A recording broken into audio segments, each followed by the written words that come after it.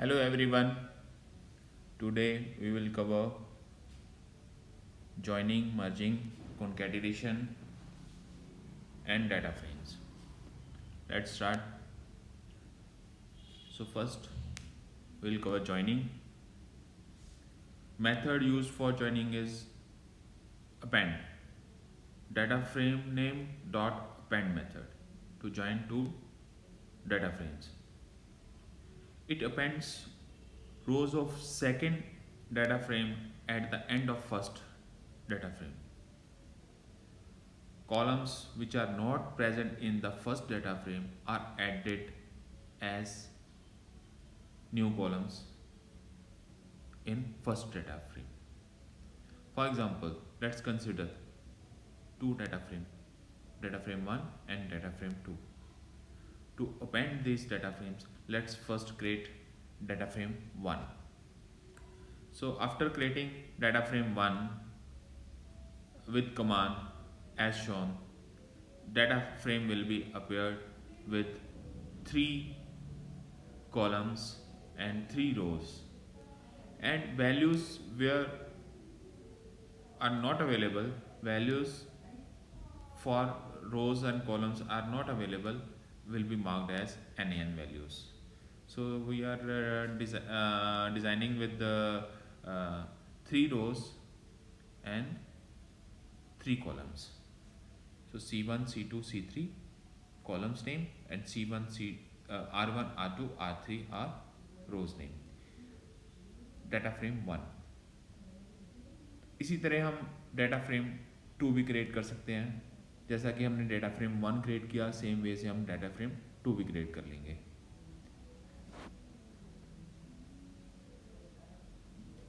तो ये data frame 2 हमने क्रिएट किया, DF2, डी फ्रेम 2. इसमें हमने 3 रोज 2 कॉलम्स, 3 रोज और 2 कॉलम्स डिज़ाइन किए. तो जहाँ पे हमने वैल्यू नहीं दिया वहाँ पे NaN अपने आप मिसिंग वैल्यू को NaN वैल्यू ले लेगा.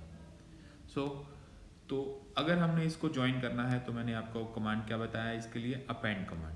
तो command will B D frame 1 dot append D frame 2. देखिए इसमें दोनों D frame 1 and D frame 2 दोनों डाटा फ्रेम्स कंबाइन हो गए हैं और दोनों की रोज और कॉलम्स भी कंबाइन हो गए हैं. तो पहले वाले डाटा फ्रेम की रोज ऊपर है, उसके बाद सेकेंड वाले की डाटा फ्रेम की रोज है, और जहाँ पे वैल्यू नहीं अवेलेबल है वहाँ पे वैल्यू NaN ले लेगा. तो इसकी अगर मैं आपको दोनों डाटा फ्रेम की इनपुट्स और आउटपुट दिखाऊं तो पहला फ्रेम हमने डिज़ाइन किया with C1, C2, C3, R1, R2, R3. फिर डाटा फ्रेम 2 डिज़ाइन किया C2 और C5 कॉलम के साथ with rose R2, R4, R5. और अगर हम इन दोनों को अपेंड करके जो हमने पीछे कमांड चलाया है तो उस तरह अपेंड करने के बाद हमारे पास ये आउटपुट आ जाएगी विथ 4 कॉलम्स एंड 6 रोज. 6 रोज क्यों? पहले वाले डाटा फ्रेम की रोज 3 रोज, फिर सेकंड वाले डाटा फ्रेम की 3 रोज. कॉलम्स 5 ही रहेंगे क्योंकि C1, C2, C3, C2 दोनों में कॉमन है. तो कॉलम्स में डुप्लीकेट एलिमिनेट नहीं होगा, एलिमिनेट हो जाएगा, लेकिन रोज में एज इट इज रहेगा. तो जैसा कि इसकी आउटपुट आप देख रहे हैं R1, R2, R3, R4, R2, R5. सो R2 अपेयरिंग 2 times. अल्टरनेटिवली हमने अभी क्या किया, डाटा फ्रेम 1 के साथ डाटा फ्रेम 2 को कंबाइन किया. हम डाटा फ्रेम 1 को 2 के साथ भी कंबाइन कर सकते हैं. उस केस में क्या होगा, डाटा फ्रेम 2 की वैल्यू पहले अपेयर हो जाएगी, रोज पहले अपेयर हो जाएंगी और डाटा फ्रेम 1 की रोज बाद में अपेयर होंगी.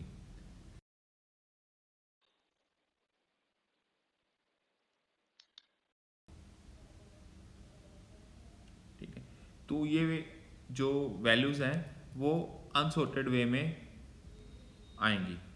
तो जैसे कि आप देखोगे इसमें कॉलम 4 पहले आ सकता है, कॉलम 2 बाद में आ सकता है। लेकिन अगर आप सॉर्ट पैरामीटर यूज़ करते हो, sort is equal to true, तो आपको जो रोज कॉलम्स मिलेंगे वो सॉर्टेड वे में मिलेंगे। ठीक है, तो बाय डिफ़ॉल्ट सॉर्ट फॉल्स होता है, इसलिए हमने पहले वाले में अगर यूज़ नहीं किया तो वहाँ पे बाय डिफ़ॉल्ट फॉल्स ही आ जाएगा। इसमें आपने देखा होगा लास्ट पिछले वाले डाटा फ्रेम में जो हमने दोनों को कंबाइन करने के बाद R2 दो बार अपीयर हो रहा था। ठीक है, तो अगर लेकिन उसने कोई एरर नहीं दिया, R2 दो बार अपीयर हो रहा था लेकिन उसने कोई एरर नहीं दिया। अगर हम चाहते हैं कि ये डुप्लीकेट रोज के लिए एरर दे, तो उसके लिए एक पैरामीटर है verify underscore integrity is equal to true. By default ये फॉल्स होता है, इसलिए कोई एरर नहीं दिया। अगर हम चाहते हैं कि एरर रेज हो तो हमें इसको क्या करना होगा, verify underscore integrity is equal to true. So अगर हम आप इस स्टेटमेंट को चलाएंगे तो ये एरर रेज होगा क्योंकि हमारे डाटा फ्रेम में डुप्लीकेट रोज हैं।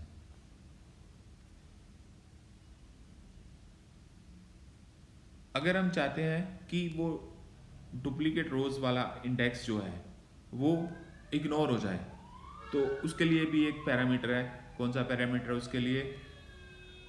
Ignore underscore index. Ignore underscore index is equal to true. अगर हम उसको करेंगे तो वो उसकी डुप्लीकेट वैल्यूज जो हैं वो रीनेम हो जाएंगी। और अगर बाय डिफ़ॉल्ट ये फॉल्स है, जैसा कि अभी मैंने आपको ये करके दिखाता हूँ, तो D frame 2 append D frame 1 sort is equal to true, ignore index is equal to true, ignore index is equal to true. अब आप देखेंगे यहाँ पे रो इंडेक्स नेम नहीं आ रहे हैं, 0 1 2 3 4 5 आ रहे हैं। पहले यहाँ पे क्या आ रहा था? R1 R2 R3 R2 R5। तो वो जो R2 2 टाइम्स आ रहा था वो यहाँ पे इग्नोर हो गया। तो ये किस पैरामीटर के यूज करने से हुआ? Ignore underscore index. Next topic है मर्जिंग। जिस तरह हमने ज्वाइनिंग किया इस तरह हम दो डाटा फ्रेम को आपस में मर्ज भी कर सकते हैं। तो मर्जिंग से क्या होगा कि दोनों के कॉमन डाटा वो ही अपीयर होंगे, और जो मर्जिंग है that will be on basis of common columns और ऑन डिफरेंट, या तो कॉमन कॉलम्स के से मर्जिंग हो सकती है या डिफरेंट कॉलम के साथ मर्जिंग हो सकती है। तो एग्जांपल के लिए हम लेते हैं df1 और df2। तो इसको अगर हम मर्ज करेंगे तो हमारे पास दो केसेस हैं। पहला कॉमन कॉलम, यानी कि दोनों में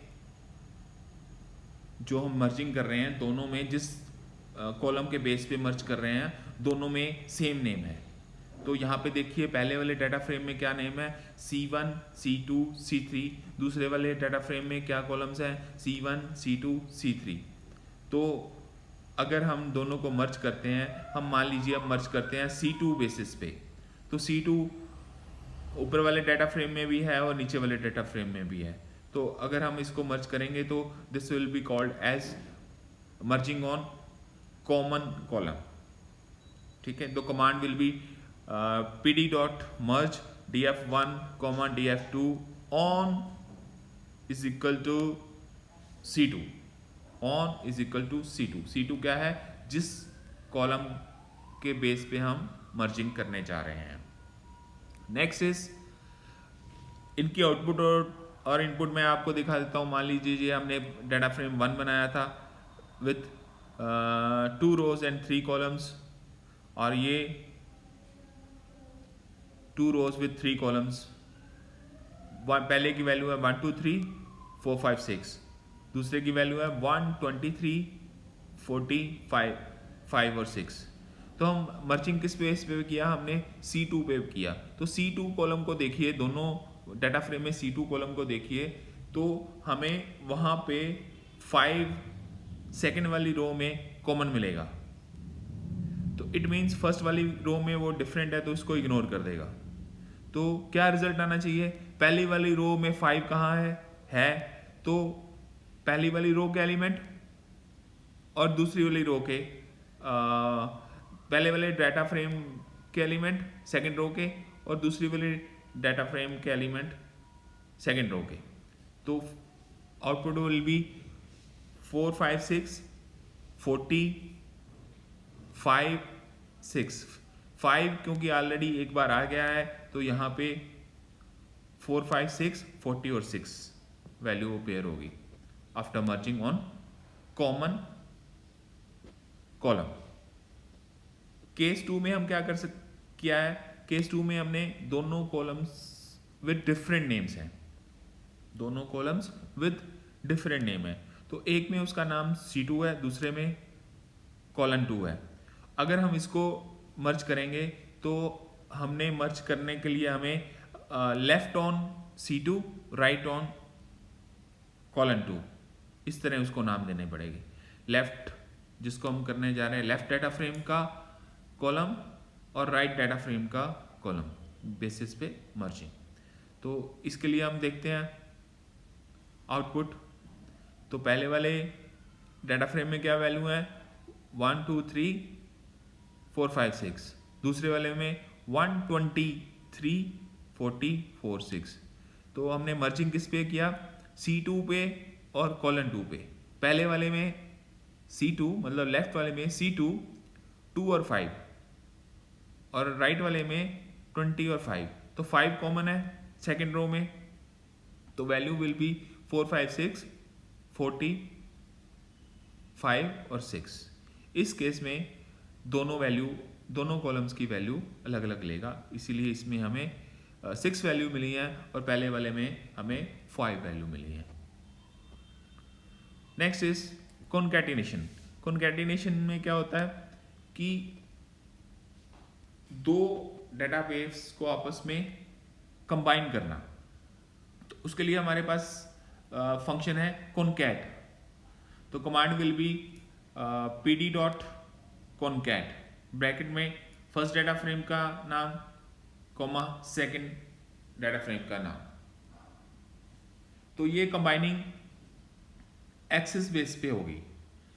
बाय डिफॉल्ट एक्सेस 0 होता है, तो जब एक्सेस 0 होगा तो ये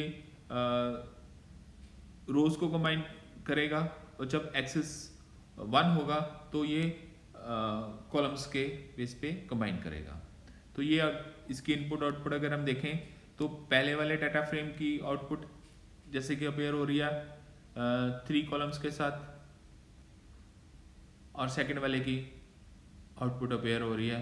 अब अगर हम इन दोनों को एक्सेस इज इक्वल टू 1 मतलब कॉलम बेस पे इसको कंबाइन करने जा रहे हैं, तो दोनों के कॉलम्स देखिए R1 C1 C2 C3 पहले वाले के और उसके बाद C1 कॉलन 2 C3 सेकंड वाले के, लेकिन रोज वही रहेंगी कॉमन R1 एंड 2। ठीक, केस 2 में क्या है, एक्सेस बाय डिफॉल्ट 0 है। अगर हमने यहाँ पे एक्सेस इज इक्वल टू 0 भी दे सकते हैं, वहां पे R1 और R2 सिर्फ 2 रो थी, यहाँ पे फर्स्ट डाटा फ्रेम की रोज, फिर बाद में सेकंड डाटा फ्रेम की रोज, और जो वैल्यूज हैं कॉलम्स हैं वो फर्स्ट के और जो यूनिक हैं वो सेकंड के।